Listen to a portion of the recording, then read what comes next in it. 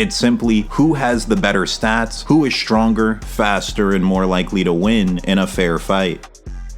Hey, what's up everybody? It's LeeLos, and today we're talking about why the Straw Hats versus the Phantom Troupe is obvious. Stay steady in pursuit of your dreams and goals. You're born to win, you're made for greatness, and I definitely believe in you guys. Keep up the great work each and every day.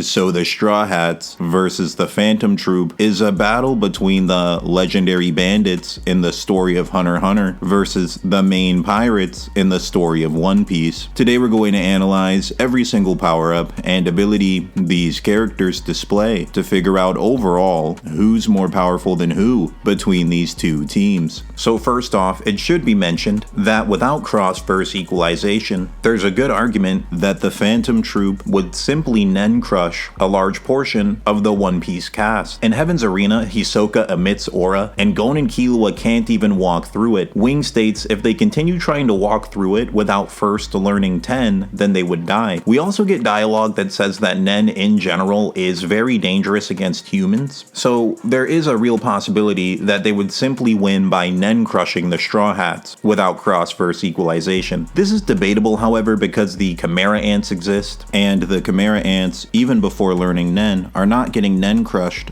the way that Gon and Killua did. Even though they don't know Nen, they're just able to withstand it. Ramot gets hit directly by two different Hatsu abilities, so the fact that Ramot takes this and survives is actually crazy. You could make the argument that maybe this is due to the Chimera Ants not being entirely human. So for characters that aren't entirely human, maybe they just don't get Nen crushed the same way that a human would. Or you can make an argument that if your base stats are simply high enough, that you just don't get Nen crushed. This is why it's debatable on how Nen would potentially affect the Straw Hats. Many of the Straw Hat characters aren't actually normal human beings. They have devil fruits. Chopper is literally a talking reindeer. Brook is a walking skeleton with an afro. Frankie is a cyborg. So yeah, it's very debatable on whether or not they would actually be Nen crushed, but it should be noted that that is a possible win condition for the Phantom Troupe. Now, using cross-verse equalization, Nen crush is no longer a concept. It's simply who has the better stats, who is stronger, faster, and more likely to win in a fair fight. Reaction speed and travel speed are two different things. Essentially, travel speed is how fast a character can run from point A to point B, and reaction speed is how fast can a character dodge or do an attack. In Hunter x Hunter, the speed of lightning is actually considered to be near the pinnacle of the verse. In reaction speed, scaling off of Godspeed Killua, and some fans would even consider this to be more of a highball interpretation. Godspeed is Killua using electricity to increase his speed in general. The speed of lightning allows him to operate his body at superhuman speeds, and Whirlwind allows his body to automatically respond to his opponent's actions. Using these two abilities, he was able to speed blitz Youpi. Youpi has a line of dialogue in which he states, "That lightning caught me off guard, but if I know the attack's coming, I'll be able to strike back." This scene is very debatable, but it can be used to potentially scale characters like Youpi in the Royal Guard to being relative to the speed of lightning. Youpi saying he can somewhat react to a lightning bolt if he knows he's going to be hit by it, but despite this, Killua was still speed blitzing him. Now, there are many counter arguments to this one scene. For one, Youpi actually never does this. This is just his assumption of what he's capable of. So honestly, Youpi could just be wrong. And when you consider that Youpi struggled the most with understanding Nen combat out of all of the Royal Guard, the idea of him being wrong in his fight analysis is definitely a possibility. You could make the argument that Youpi just thinks he would be able to aim dodge the lightning. Furthermore, Youpi doesn't even say that he thinks he could dodge a lightning bolt. He says he thinks he'd be able to strike back. Furthermore, it should be noted that Killua was also electrocuting Youpi while he was attacking him, slowing Youpi down even more. There's a few more counter arguments to this, but essentially these are some of the best arguments possible in Hunter x Hunter for scaling characters like the Royal Guard to being relative to lightning. This is more of a medium to a highball interpretation of the Royal Guard's reaction speed, and keep in mind this is the Royal Guard, characters that overall scale considerably above the Phantom Troupe. The Phantom Troupe members themselves don't have any feats or statements that would scale them to being near the speed of lightning. In complete honesty, it's very difficult to scale any of the Phantom Troupe members to being relative to lightning without using highball interpretations. For example, you could say maybe Hisoka is relative to the speed of lightning because he sees Godspeed Killua run away and is still confident he can defeat him. However, this is just Godspeed Killua's running speed. This is not his combat or reaction speed. Godspeed Killua's running speed was stated to take him 10 minutes to travel 40 kilometers while he was running at max speed carrying Aluka. This is only about 150 miles per hour. This isn't even Mach 1, let alone a fraction of the actual speed of lightning. Another thing you could say is maybe you could scale them off of feats that base form Killua performs. Base form Killua dodges a sniper rifle bullet at point blank range. This was actually an air and Nen propelled sniper rifle that fired fleas instead of bullets, so we don't know if it was actually the same speed as a normal sniper rifle or maybe even slightly faster. If you say that this sniper rifle is relative to normal ones, then it could scale to being around Mach 3. Even if you say that the Phantom Troupe members are 10 times faster than that, scaling off of Chrollo being able to fight Zeno and Silva at the same time, and Hisoka being a challenging fight for Chrollo, maybe you can make an argument for them being 10 or 20 times faster than base form Killua, putting them somewhere around Mach 30 to Mach 60. Even if you do a highball interpretation like this, they would still barely be a fraction of the speed of lightning, the speed of lightning being more than Mach 250. So honestly, the Phantom Troupe, even when you highball them, are still barely even a fraction of the speed of lightning in terms of reaction speed. Let's just give them the best things possible. For a low ball, maybe they're around Mach 10, and for a high ball, let's say that they're relative to the speed of lightning. Even though, as I said before, it really is tough to make this claim without highballing them considerably. Now, all that being said, let's talk about the speed feats in One Piece and see how they compare to the Phantom Troupe. Even in very early One Piece, their reaction speed feats are actually just kind of insane. The honest truth is, the One Piece verse has so many impressive reaction speed feats that even when I lowball them, they're still on par with the highball interpretation of Hunter x Hunter reaction speed feats, and I don't even need to get into the post time skip. This is just pre-time skip. If I use the post time skip, almost no matter how low I lowball it, it's still significantly faster than these Hunter x Hunter characters. For example, in Skypiea, very early on in One Piece, we see Nami and Usopp, two of the absolute weakest Straw Hats at the time. Both of them are just actually dodging lightning bolts. You don't have to use any statements, you don't have to use any different interpretations. It's just clear as day shown that they're dodging lightning bolts multiple times over. Usopp has this scene where he's not even looking at the lightning. This man made of lightning tries to hit him with a lightning bolt off guard, and Usopp still dodges it. It's just really straightforward that these two characters, the two weakest Straw Hats at the time, very early in the series, are both dodging lightning bolts. At this point in the series, these two aren't even really considered fighters on the Straw Hat crew. They are magnitudes weaker than people like Luffy, Zoro, and Sanji. We then go on to see Luffy in this same arc with a golden ball on his fist that's larger than he is, and throws a punch so fast that a man made of lightning who also has precognition says that it's too fast. This is a genuinely insane feat very early on in the story. Some calculations for how heavy this gold ball on Luffy's fist could be, it ranges from around 70 tons to several hundreds of tons. I've seen calculations for it being far heavier than that, but I wanted to use more of a low to medium ball interpretation. There's a real possibility that this golden ball is heavier than the maximum amount of weight that Killua could push at the very end of the series, and not only is Luffy just sprinting with it casually, he's still able to throw a punch so fast while being weighed down by this massive amount of gold that a man literally made of lightning with precognition says that the attack is too fast. This really is just a very crazy feat to perform very early on in the series. The reason this is so crazy is because Zoro states that every island that the Straw Hats go to, they continue to get stronger. The battle experience they gain and the adversities that they overcome on each island makes them more powerful. This is around chapter 280 of this more than 1,000 chapter long manga, and the weakest Straw Hats are already on par with the highball interpretation, reaction speed feats for the Phantom Troupe, with characters like Zoro, Luffy, and Sanji being far stronger and faster. This is also just some of the lowest tier reaction speed feats that they perform. A bit later into the series, in Thriller Bark, during Zoro's battle against Kuma, when Zoro is near death and exhausted, he's still fast enough to dodge Kuma's air cannon attack. Kuma states, "This attack is air pressure deflected at light speed, creating a piercing shockwave," and Zoro Zoro, while near death and extremely tired, dodges numerous of these attacks. Again, this is still just pre-time skip Zoro, a character who's weaker than Luffy. Then Zoro, after taking even more damage, proceeds to dodge this laser beam from Kuma. These laser beams are stated to be Kizaru's lasers, Kizaru being a man made out of light. This extremely damaged Zoro, while on the ground with a light beam traveling through the air already, and Zoro still proceeds to dodge this attack. Again, this isn't even all of the light speed, reaction speed feats in One Piece. There are several more in the pre-time skip alone. Then we see at the start of post-time skip, Luffy is dodging these same light beams and calling them slow. So as we stated before in Hunter x Hunter, even when we highball the Phantom Troupe, they're somewhere around relative to lightning, meaning even the highball interpretations of the Phantom Troupe are still just relative to reaction speed feats performed by some of the weakest Straw Hats very early on in the pre-time skip, let alone the stronger characters like Luffy, Zoro, and Sanji, who scale magnitudes beyond this. If you use the light speed reaction feats in One Piece, the difference in speed becomes far greater. The difference between the speed of lightning and the speed of light is gigantic. It's more than a 2,000 times difference. So in terms of reaction speed, the Straw Hats, even in just the pre-time skip, scale considerably above the Phantom Troupe. But now, let's look at strength and durability to see how would the Straw Hats compare to the overall power of the Phantom Troupe. Uvogin is stated to be the physically strongest member of the Phantom Troupe. His strongest attack, Big Bang Impact, is stated to have the strength of a small missile. We then see that Uvogin takes damage blocking an attack from an anti-tank bazooka. First off, we can briefly mention some attack potency scaling for Uvogin's Big Bang Impact, scaling it off of the size of the crater that it makes in the ground. Then we'll talk more in detail about the overall destructive capacity feats presented in Hunter x Hunter. It should be noted that you can scale this attack anywhere in the range of being around 20 tons of TNT in force to rounding up to about 100 TNT in force using a highball estimation. Essentially, the difference between the low and the highball would be assuming if this crater was made mostly in the dirt or if it was made almost entirely out of rock. The problem is, either way, using either a low or a highball estimation, this scale would still be considerably weaker than attack potency calculations performed by very early One Piece characters. For example, even if you assume that Uvogin's performing this Big Bang Impact at around 20%, in a similar fashion to how he started fighting Kurapika at 20%, then you multiply this calculation by 5, even the highball interpretation of this calculation, it would still scale below attack potency feats performed by very early on One Piece characters that are considered weak to their overall verse. It should be noted that many characters in Hunter x Hunter do struggle a bit when talking about raw destruction capacity. For example, Silva, when doing an attack designed to potentially kill both Crollo and Zeno, doesn't even destroy a floor of a building. Even Phaeton's ability Painpacker doesn't destroy the entirety of the palace that they're in either. There's entire segments of it that are depicted to be largely intact, and Painpacker is stated to be so strong that it nearly one-shot multiple members of the Phantom Troupe. The first time we see a character word for word state that they can destroy an entire building is Adult Gon. I'm not saying that that's Adult Gon's limit, but it should be noted that, in general, many Hunter x Hunter characters do struggle with destruction capacity feats. So it becomes debatable on exactly how powerful is Uvogin's Big Bang Impact. Again, it is stated to have the strength of a small missile, and we do see Uvogin take damage from blocking an anti-tank bazooka. It does bring into question exactly how powerful is Uvogin's Big Bang Impact in terms of raw destruction capacity. Now let's compare it to feats in early One Piece. In chapter 10 of this more than 1,000 chapter long manga, we already get very impressive strength feats from a character that's considered very weak to the rest of the cast. Buggy the Clown fires this buggy ball. The buggy ball is so powerful that it demolishes around 7 homes. This is an insane destruction feat very early on into the series, and in complete honesty, this scales above anything Uvogin's Big Bang Impact has displayed. Despite this, the next chapter, they turn the buggy ball around and fire it at Buggy the Clown, and it does almost no damage to him. He genuinely just completely tanks it. It doesn't even knock him off his feet. Keep in mind, this is chapter 11, and this is literally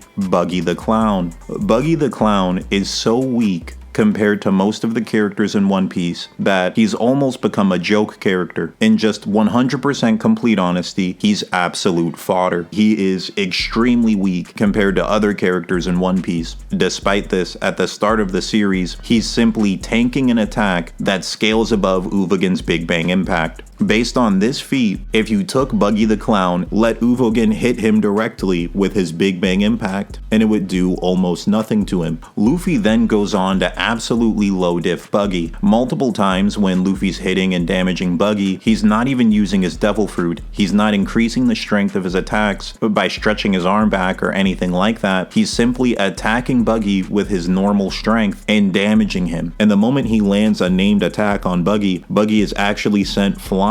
This implies that there's a real possibility that Luffy scales considerably above the Buggy Ball, not only in terms of durability, but also strength. Buggy fires the Buggy Ball directly at Luffy. Luffy makes fun of it, essentially saying he's not even impressed by the power of this cannon, and not only does he tank it, he just reflects it back at Buggy. It does absolutely nothing to Luffy. This should start to explain the difference in strength and durability between the Straw Hats and the Phantom Troupe, even in pre-time skip. Luffy not only scales above Buggy considerably at the very start of the manga, then they go on to become magnitudes more powerful than this. The strength difference between the Straw Hats and the Phantom Troupe is really quite considerable. If the physically strongest member of the Phantom Troupe can't even hurt many members of the Straw Hats with his strongest attack, most of the Phantom Troupe don't really stand a chance against them in a fight. Especially when you look at characters like Shalnark, he gets hard countered by people like Frankie. He probably can't pierce through Frankie's armor using his needle. Most of the Straw Hats are so powerful that many members of the Phantom Troupe not only are getting speed blitzed by them, but they are just simply being outperformed in raw strength and defense as well. Again, this is performed at the very beginning of One Piece, and essentially every single arc, the characters go on to become progressively more and more powerful, and the Straw Hats become more and more powerful as well. First, I'll just be honest with you and explain that the stat difference between the Straw Hats, even in early pre-time skip, versus the Phantom Troupe is already very considerable. Not only are most, if not actually all of the Straw Hats speed blitzing the Phantom Troupe members, but their overall strength and defense scaling is considerably higher than the feats performed by the Phantom Troupe members. In Hunter x Hunter, typically large stat disadvantages can be overcome with strategy and planning. However, the Straw Hats outscale the Phantom Troupe so considerably that it may simply be too much for planning to be able to overcome, because not only would the Phantom Troupe be getting speed blitzed, but they'd be getting hit by attacks far more powerful than Uvogen's attacks when you're considering characters like Luffy, Zoro, and Sanji. Again, this is just considering the pre-time skip version of these characters, let alone the post-time skip version of these characters, which becomes magnitudes more powerful. To give an answer to the overall video, the Straw Hats, even by the end of the pre-time skip, outscale the Phantom Troupe so considerably that even with planning and prep time, the Phantom Troupe is very likely to lose. The power levels in this manga get genuinely really insane. To put into perspective how crazy the power levels get in One Piece, in post-time skip, there's characters who are stated to be strong enough to split an ice continent, and Luffy's out here actually just one-punching them like they're fodder characters. Luffy, in that same arc, ends up fighting a guy who can destroy an entire country while fighting Luffy and Law at the same time. Then, by current chapters, Luffy is so strong that he would one-shot KO this guy. The power levels in One Piece just get actually fundamentally insane. Each arc they're getting stronger because there's a concept called Haki Blooms. It's kind of similar to Zenkai's in Dragon Ball Z. They're getting considerably stronger each arc. Once the Straw Hats hit their post-time skip arc, they are just extremely powerful. To put into perspective how strong they are, all of the Straw Hats working together using their strongest attacks, comboing them, are struggling to defeat one Pacifista. Then, after the post-time skip begins, Luffy, Zoro, and Sanji are all strong enough to one-shot these Pacifista by themselves. And what's really crazy about this is the power gap between Sanji and Luffy at the start of the post-time skip is quite significant. Sanji might not even be able to defeat Gear 2nd Luffy at the start of the post-time skip. Despite this, they're still stronger than their entire crew was put together back in pre-time skip. The power levels just get really, really insane, and then Luffy would have Gear 3 and then Gear 4 on top of that. that, the power gets too insane. Now, the rest of this video, I'll be going more in depth, giving a scale to explain exactly how powerful the Straw Hats become throughout the pre-time skip. NES Lobby actually provides power levels for the main antagonist. These power levels, in combination with different statements throughout the pre-time skip, allows us to create a low, medium, and high ball scale for how powerful One Piece characters are becoming throughout the pre-time skip. Frankie is shown relative to Fukuro, a character who has a power level of 800. Then he battles Lucci using the same attack that sent Fukuro flying. However, not only does his attack not damage Lucci, but Lucci doesn't even move. Lucci then states that his power level is 5 times greater than Fukuro. Then he beats up Frankie very easily. This shows us that if your power level is 5 times greater than your opponent, then you low diff them in the pre-time skip of One Piece. Then essentially, if you look at who can low diff who throughout the pre-time skip arcs and just keep applying this multiplier, this creates a scale for how powerful the One Piece characters are becoming throughout the arcs. The lower you make this number, the less powerful the characters become. So to include a low and medium ball interpretation, you could say that if Lucci was only 3 times stronger than Frankie, the same thing would happen. He would still low diff Frankie. Keep in mind, that's the same power level difference between Fukuro and base form Jabra, so it's debatable on whether or not that's actually accurate, but to include a low ball interpretation, we'll use it anyway.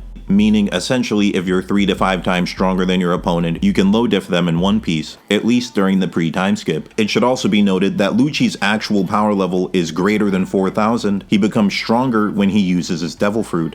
I'm calling this a low to medium ball interpretation, and afterwards I'll include a high ball interpretation. The gap between Arlong and Buggy, even at the start of One Piece, is implied to be pretty considerable. Don Krieg is shown to be stronger than Buggy, and Arlong is so powerful, it's stated that he makes Don Krieg look weak in comparison. Despite this, let's lowball One Piece and just assume that Arlong and Buggy are around the same strength. In complete honesty, Arlong might low diff Buggy himself. We see the difference in strength based on not only how much damage they do to Luffy, but based on the attacks Luffy uses to defeat them. Luffy uses Gum Gum Axe to defeat Arlong, and Luffy states that this attack is something that he uses on powerful opponents. But to lowball this scale, let's just say that Arlong and Buggy are equal in power. Khalifa would low diff Buggy. This is proven by Khalifa low diffing the shipwrights. The Water 7 shipwrights are so powerful that they're shown casually defeating Grand Line level pirates. Some of the pirates that the shipwrights beat have higher bounties than Arlong and might be more dangerous than Arlong. We're lowballing the shipwrights, we're lowballing Arlong, we're just saying that they're equal to Buggy. Meanwhile, Khalifa is so powerful that she's shown strong enough to low diff characters in this tier of power, as she's shown low diffing the shipwrights, making Khalifa 3 to 5 times stronger than Buggy. Khalifa is the weakest member of CP9 with a power level of about 600, and Lucci in his base form has a power level of 4000, making him more than 6 times stronger than Khalifa, while just in his base form. Using this scale, this tells us that Rob Lucci in base form is anywhere from 18 to 30 times more powerful than Buggy. Despite all of this strength, Luffy still defeats him in NES Lobby, meaning Luffy would scale to the same level of power, then goes on to become even more powerful than this in the following arcs. Something worth noting is in Thriller Bark, we actually see Luffy combine Gear 2 and Gear 3 at the same time. He never once does this against Rob Lucci, and he still defeats him anyway. Even using this low to medium ball scale, by the current chapters of One Piece, we actually get dialogue from Luffy where he says that they're now 100 times stronger than they were back in Sabaody. So even using a low to medium ball interpretation, the scale of the current Straw Hats would still be just actually kind of insane. Now, using a high ball interpretation, the power levels would get even crazier than this. There's a scene where Arlong flips over multiple houses in a village, and it's stated that fishmen are 10 times stronger than humans. Then, when CP9 is introduced,